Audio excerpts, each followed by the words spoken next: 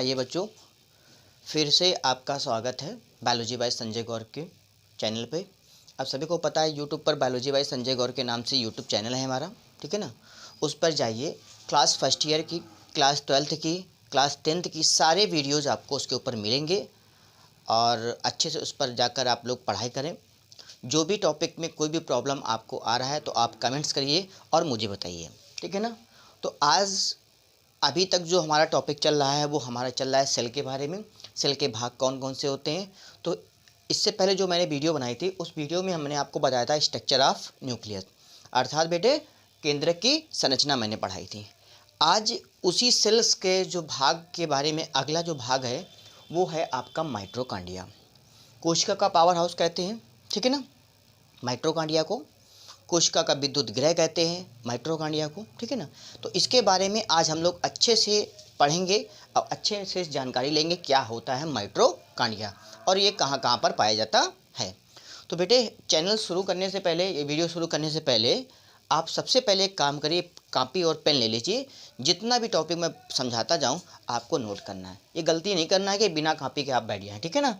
Video को आपको तभी समझ में आएगी जब आप कॉपी पेन से कुछ ना कुछ नोट करते चलेंगे, ठीक है ना। तो इसलिए जितना भी मैं आप टॉपिक समझाता हूँ उसको सबसे पहले आपको काम क्या करना है कि सबसे पहले आपको कॉपी पेन लेकर उसको नोट करते चलना है। ये गलती मत करिए कि आप लोग केवल समझ रहे हैं, क्योंकि यहाँ पर ज़्यादा कुछ लिखा नहीं होता बेटे।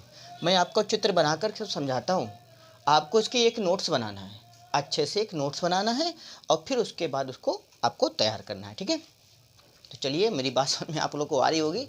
आइए जानते हैं, नए टॉपिक की बात करते हैं। कोशिका के भाग है, सबको पता है।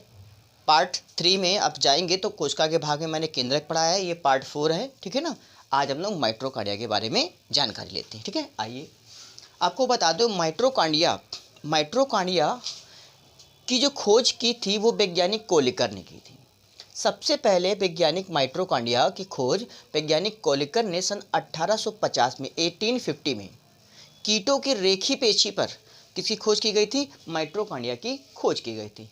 कॉपी पेन ले लो भैया, नोट करते चलो, नोट करते रहे हो ना आप लोग। हाँ, समझदार हो गए तुम लोग, ठीक है। उसके बाद एक चाचा जी आए, इनका क्या नाम था? फ्लेमिंग। सुना होगा फ्लेमिंग, फ्लेमिंग के दाएं हाथ का नियम फिजिक्स में पढ़ा होगा आप लोगों ने हाई स्कूल में। भैया ये वही फ्लेमिंग है। ये फ्लेमिंग आए, उसके बाद इनके साथ में एक और मित्र थे। कौन, क्या नाम था उनका? आल्टमान था। ये दोनों मिल गए। कहते हैं भैया, फ्लेमिंग भी कहते हैं यार चलो यार कुछ और खोज करते हैं, देखते हैं क्या है, जानकारी लेते हैं। तो फ्लेमिंग भी आए और आल्टमान आए।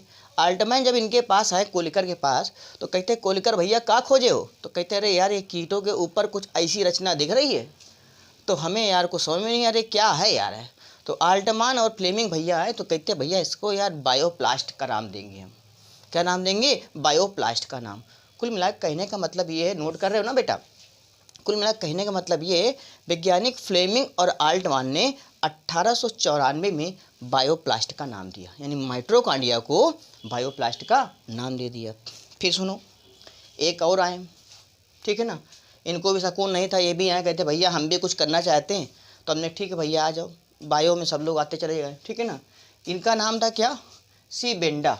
क्या नाम था भैया? सी बेंडा नाम था। और ये 1897 में इन्होंने जो बायोप्लास्ट था ना उसको कह दिया भैया इसका नाम माइटोकॉन्ड्रिया रखो। मज़ा नहीं आ रहा यार, माइटोकॉन्ड्रिया दो इसको तो अच्छा लगेगा। तो इन्होंने क्या कह दिया भैया? माइटोकॉन्ड्रिया कह दिए।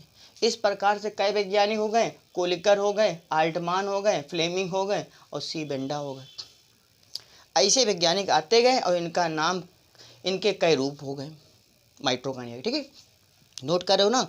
एग्जाम में एसएससी भैया, रेलवे है, जितने भी ग्रुप डी एग्जाम्स होते हैं तो कुछ शॉर्टकट के क्वेश्चन पूछे जाते हैं, शॉर्टपुट के क्वेश्चन पूछे जाते हैं, बहुविकल्पी क्वेश्चन आते हैं मल्टीपल वाले, ठीक है ना। तो भैया आप लोग कॉपी पेन लेके भैया नोट करते चलो, ठीक है ना। जिसको ज़रूरत हो आप फॉरवर्ड करते चलो और लाइक का बटन जरा दबाते भी चलो, ठीक है। माइटोकॉन्ड्रिया की बेटे स्ट्रक्चर की बात करें, शुरू हो जाओ, कॉपी पेन बिल्कुल शुरू डालो हेडिंग स्ट्रक्चर ऑफ माइटोकॉन्ड्रिया। बिल्कुल तैयारी से बैठो युद्ध के क्षेत्र में भैया। डाल लिया स्ट्रक्चर ऑफ माइटोकॉन्ड्रिया। अभी तक तो हम ओरल जानकारी ले रहे थे कि क्या है, किसने खोज की। अब आपको स्टार्टिंग से पढ़ना है, समझना है, क्या बताना है। माइटोकॉन्ड्रिया का संरचना डाली हेडिंग, उसमें लिखना है माइटोकॉन्ड्रिया जो आकार होता है बेटे कैसा होता है, छड़ के आकार का होता है, अंडे के आकार का होता है, गोलाकार होता है, यानी क्षणाकार, अंडाकार और गोलाकार के आकार के रूप में दिखाई पड़ रहा है। यहाँ पर एक आपको अंडे के आकार की रचना दिखाई दे रही है माइटोकॉन्ड्रिया की, ठीक है। आगे देखिए, ये जो एक कोशिका होती है माइटोकॉन्ड्रिया जो होती है, ये एक कोशिका मतलब माइटोकॉन्ड्रिया की संख्या, अगर हम एक कोशिका की बात करें, केवल वन सेल की बात करें, एक सेल की बात करें, एक सेल में इसकी संख्या पता है बेटे कितनी होती है, 200 से लगभग 300 तक हो सकती है।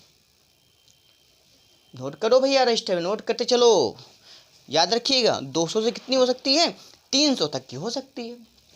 अगर यकृत की कोशिकाओं की बात करें, क्योंकि आप जानते हैं आपके बॉडी के अंदर यकृत भी पाया जाता है, यकृत की कोशिका की बात करें तो यकृत की कोशिकाओं में लगभग इसकी संख्या कितनी होती है, 1500 होती है। कितनी होती है बेटे, 1500। ये बहुत ही मोस्ट इंपॉर्टेंट पॉइंट है, आप लोग को याद रखना है और लिखते चलना है। चैनल को सब्सक्राइब जरूर करते रहिए, लाइक और सब्सक्राइब जरूर करिए। आगे बढ़ते हैं। अगर हम शैवाल की बात करें, शैवाल जानते हैं ना आप लोग, नीले हरे शैवाल सुना होगा आप लोगों ने, शैवालों की अगर संख्या बात करें तो शैवालों में जो माइटोकॉन्ड्रिया संख्या होती है वो बेटा एक होती है, केवल एक माइटोकॉन्ड्रिया शैवाल में पाया जाता है। ईस्ट की बात करें, ईस्ट में जो माइटोकॉन्ड्रिया होती है उसकी संख्या कितनी होती है, 10 होती है। अब कहोगे सर जी सबकी तो बातें आपने बता दी है सर, लेकिन भैया सर हमारे बॉडी के अंदर कितनी होती है, तो बेटा आप कशेरुकी हैं, आपकी बॉडी के अंदर स्पाइनल कॉर्ड पाई जाती है, रीढ़ की हड्डी पाई जाती है, तो कशेरुकी प्राणी हैं आप, और कशेरुकी प्राणियों में इसकी संख्या कितनी होती है, अनगिनत होती है, हजारों में होती है, अनगिनत होती है बेटा, ये याद रखना, ठीक है ना। कोई सीमा लिमिट नहीं है कि इतनी ही हो सकती है, अनगिनत होती है, ठीक है। चलो इतनी बात आपने ओरल जानकारी ली है।